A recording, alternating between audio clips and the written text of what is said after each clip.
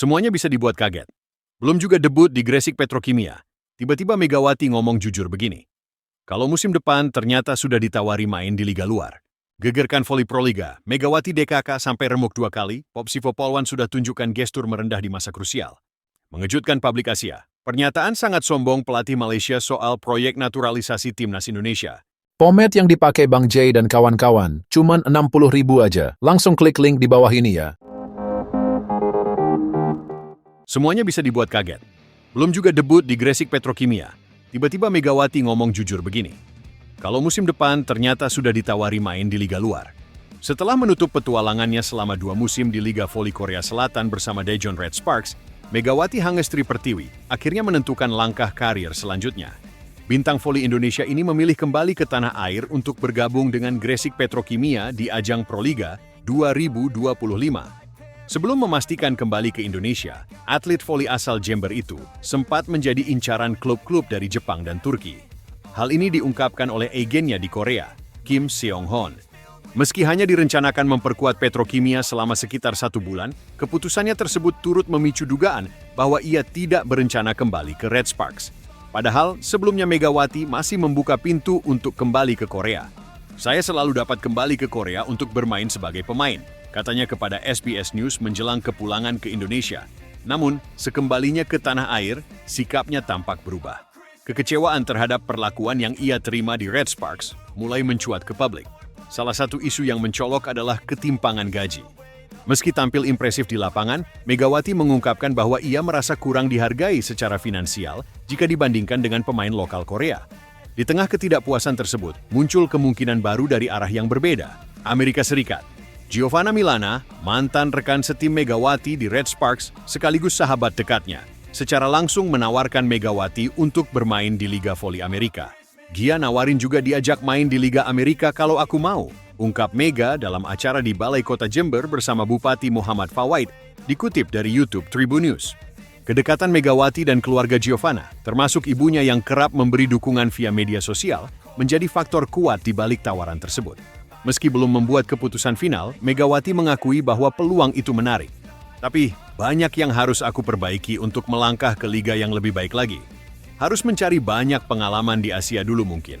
Tapi kita nggak tahu kalau rejeki juga kita bisa coba langsung ke sana. Mungkin aku bisa nekat aja, pungkasnya. Dengan berbagai pertimbangan ini, arah karier Megawati pasca Proliga mulai condong ke benua Amerika. Gegerkan voli Proliga, Megawati DKK sampai remuk 2 kali, Popsivo Polwan sudah tunjukkan gestur merendah di masa krusial. Jakarta Popsivo Polwan menjadi tim yang paling memiliki peluang besar untuk bisa menggapai laga puncak saat Final Four. Proliga 2025 memasuki masa krusial. Persaingan Final Four.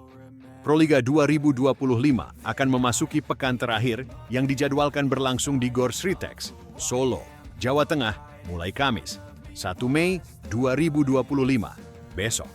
Tim-tim di sektor putri masih berjuang keras untuk mengamankan posisi mereka masing-masing untuk menambah poin dan merebut 1 tiket untuk laga final.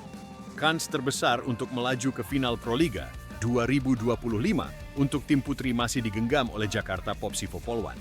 Meski gagal menyegel gelar juara untuk putaran 1 Final Four, Proliga 2025. Pada pekan kemarin di Gor Jatidiri, Semarang, tim besutan Gerardo Daglio itu memiliki modal penting. Popsivo Polwan kini melangkah ke masa-masa krusial dalam persaingan Final Four Proliga 2025 dengan menduduki puncak klasemen sementara. Yola Yuliana dan kolega mengemas total 8 poin di mana raihan itu sama dengan yang didapat rival terdekat mereka, Jakarta Pertamina Enduro. Hasil tersebut membuat Petrokimia belum mampu membalas kekalahan yang didapat tatkala bertanding pada laga pembuka babak Final Four Proliga 2025. Kendati kalah, Petrokimia yang belum menurunkan Megawati karena masih menjalani pemulihan cedera masih memiliki peluang melaju ke final. Tim besutan Jeff Jiangji tersebut menduduki peringkat ketiga dengan menorehkan total 5 poin atau unggul 2 poin atas Jakarta Electric PLN di dasar klasemen. Dengan situasi persaingan yang masih menyuguhkan banyak kemungkinan, Popsivo Polwan sebagai tim terkuat tak ingin jemawa. Posisi puncak klasemen berhasil direbut oleh Popsivo Polwan setelah di laga terakhir mampu mengalahkan Gresik Petrokimia Pupuk Indonesia. Tim yang diperkuat oleh Megawati Hangestri Pertiwi tersebut harus mengakui keunggulan Popsivo Polwan dengan skor akhir 1-3. Gestur merendah bahkan sudah ditunjukkan oleh juru taktik mereka. Gerardo Daglio usai berhasil mengalahkan Petrokimia untuk kedua kalinya di babak Final Four Proliga 2025. Pria yang akrab disapa Jerry tersebut menjelaskan bahwa timnya setidaknya membutuhkan satu kemenangan lagi untuk memastikan langkah ke final. Pada seri Final Four Proliga 2025 di Solo, Popsivo Polwan akan berhadapan dengan Jakarta Electric PLN di laga pertama. Secara di atas kertas, Popsivo Polwan lebih difavoritkan untuk meraih kemenangan menyusul kekuatan dan kedalaman skuad yang mereka miliki. Akan tetapi, Electric PLN tak bisa dipandang sebelah mata setelah mereka mampu meraih hasil manis pertama mereka dengan menumbangkan Pertamina Enduro. Jika kejutan terjadi dengan Electric PLN bisa memenangkan pertandingan, persaingan memperebutkan tiket final akan menyala hingga pertandingan terakhir. Daglio sepenuhnya menyadari bahwa dengan intensitas persaingan yang ketat di babak Final Four ini, tak membuat timnya bisa mudah menang atas Electric PLN yang kini di dasar klasemen. Syaratnya adalah tim yang menang 4 kali akan ke final. Kami sudah menang 3 kali, kata Daglio. Jadi sampai sekarang pemikiran kami adalah bahwa kami masih belum ke final. Kami harus terus berjuang karena kami harus menang 1 kali lagi, dan itu tidak mudah, imbuhnya. Mengejutkan publik Asia, pernyataan sangat sombong pelatih Malaysia soal proyek naturalisasi timnas Indonesia. Pelatih timnas Malaysia, Peter Ciklamovski lontarkan statement kontroversial dalam wawancaranya dengan salah satu stasiun televisi dalam negeri, Astro Arena. Juru taktik asal Australia melontarkan ide soal cara mendongkrak prestasi sepak bola Malaysia. Salah satu contoh yang sudah terbukti sukses adalah cara PSSI dengan proyek naturalisasi untuk timnas Indonesia. Dalam 5 tahun terakhir, PSSI rajin berburu para pemain diaspora yang berkarir di negeri Eropa. Tujuannya tentu untuk mendongkrak prestasi timnas Indonesia di kancah internasional. Hasilnya, timnas Indonesia berhasil mencapai banyak prestasi mengesankan dalam 5 tahun terakhir. Bertambahnya prestasi berarti juga makin banyak pemain berkelas di Eropa yang bersedia bergabung dengan timnas Indonesia. Masuknya para pemain dari liga-liga top Eropa membuat timnas Indonesia mampu menandingi negara-negara besar di Asia. Mereka jadi tulang punggung skuad timnas Indonesia saat ini.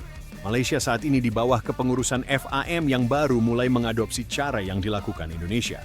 Hector Hevel dan Gabriel Palmero jadi 2 nama terbaru pemain diaspora di Eropa yang bersedia membela Harimau Malaya di pentas internasional.